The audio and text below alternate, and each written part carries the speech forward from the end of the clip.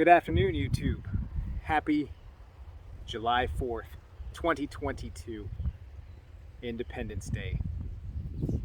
Now, if you recall your history, it's a day to celebrate the signing of the Declaration of Independence, or rather when it was ratified by all of the representatives of the Continental Congress, July 4th, 1776, and a note that was sent over across the pond to King George III as a big middle finger from the American colonies.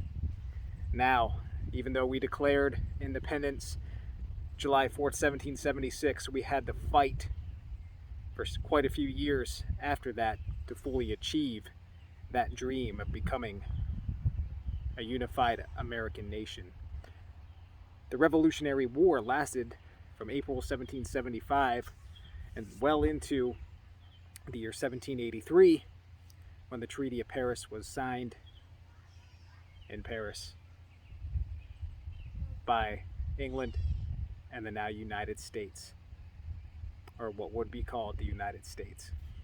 Now, in between July 4th, 1776 and the date completely slips my mind, in 1783 when the Treaty of Paris was signed, a lot of men, patriots, women and children too, gave their lives for the fledgling American cause for independence.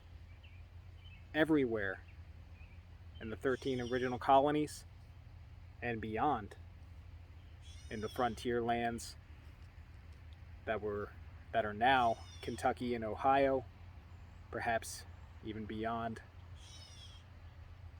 People there gave their lives. They weren't even part of the colonies. Technically, I guess some were part of Virginia and Pennsylvania, but they weren't Kentucky and Ohio, the states, the colonies yet. Now, I'm here to tell you a little bit about a small engagement, and although small in number, not small in seriousness in regards to those lives of patriots fighting for the cause that they believed in, protecting their families, and the fledgling what would be the state of Pennsylvania in Northumberland County, not far from where I'm sitting right now, just a short 20-minute drive. You will see the site of what was Fort Freeland in the back of Warrior Run High School, where my mother went to school, as well as my aunts, uncles, and majority of my cousins. In 1779, people lost their lives there fighting in the American Revolution. So, let's take a quick look at the site of this fort that most of you have never heard of in your lives, and the patriots who gave their lives there fighting against the British and Seneca Indian tribe.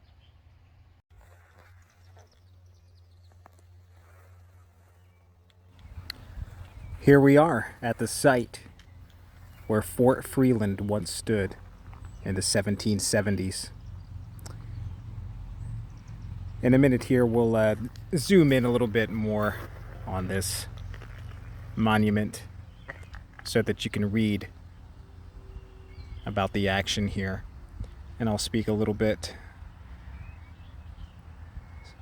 In 1779, folks had barricaded themselves in a stockade here. It was a 2-story log cabin as the main house with wood fence around.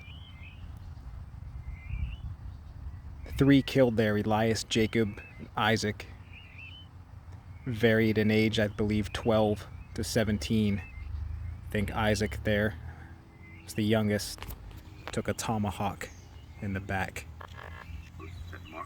This machine here, you crank that thing and turn the dial and it tells you the story of Fort Freeland. Here I zoom in. That wood post there was once the front gate of the stockade, and over there to the left of my van was another boundary of the stockade at the time. shot right I'll let you down hear Jacob's what this secret box battle. sounds like for a second. The Battle of Fort Freeland had begun. If you look just beyond the posts marking the gate, you will see where Freeland died. May the Patriots who lost their lives there, fighting for our independence, be forever enshrined in your memory now through this video, so we can thank them today for the freedoms that we have. Just down the road from that fort is the old Warrior Run Church Cemetery. Just a brief walk through here where you will see many flags by the gravestones.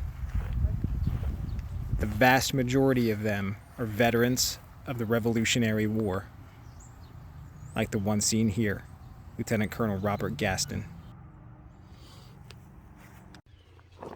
So there you have it, folks. The Fort Freeland defeat and massacre. People didn't return to this area for quite a few years after the loss suffered there at Fort Freeland.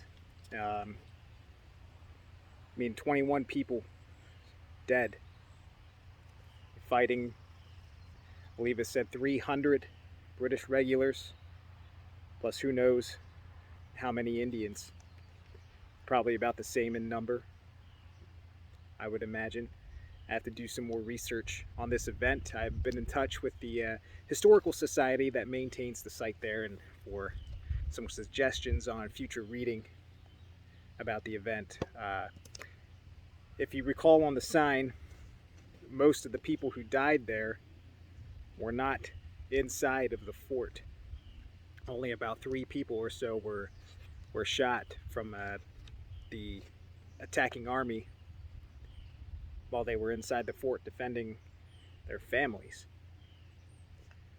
The rest came from about, 5 miles or so down the road towards what's now Milton, Pennsylvania, led by a guy, Captain Hawkins Boone, who's said to be a cousin of Daniel Boone. I don't know if that's true or not, but that's what they say. So Hawkins Boone and his men, you saw on the plaque there, at least a dozen of them were killed. They had rode to the defense of Fort Freeland. They had heard the shots from the siege and tried to come to their rescue. Little did they know they were facing more than 10 times the amount of men that came with Captain Boone, who had been dispatched by General Washington from the Continental Army to help go defend the frontier over, the Susquehanna Valley in Pennsylvania. Susquehanna River Valley, for those of you who aren't from the area. It's a large river that runs through Pennsylvania and then eventually into the Chesapeake Bay.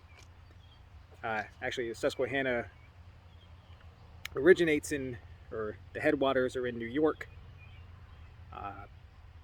Gosh, I just forgot the name of the lake. Lake something with an O, but it is near modern day Cooperstown, New York, where the Baseball Hall of Fame is, and is the location of James Fenimore Cooper's novel, The Deer Slayer. It's that lake. But, I know a lot about history, but I don't know and remember every single name. But that's where the headwaters are, and it flows down through Pennsylvania into the Chesapeake Bay. So anyways, that's where this Hawkins Boone was dispatched after the Battle of Brandywine, him and another officer. And eventually they were killed by the British and the Indians in the area where, not far from where I grew up, and in the backyard of my mother's school. That school is Warrior Run High School, named after the warriors who fought there. Their mascot is called the Defenders, after the defenders of Fort Freeland. So those guys, if you know anything about frontier fighting in the American Revolution or any type of Indian fighting, you know that those men weren't just killed in battle. they would have been scalped and mutilated as well. So if they weren't killed instantly, they probably would have been tortured to death. Just think about that. Those guys just right over that way endured that for us so that we can be free on this July 4th, 2022. Take care. Good night.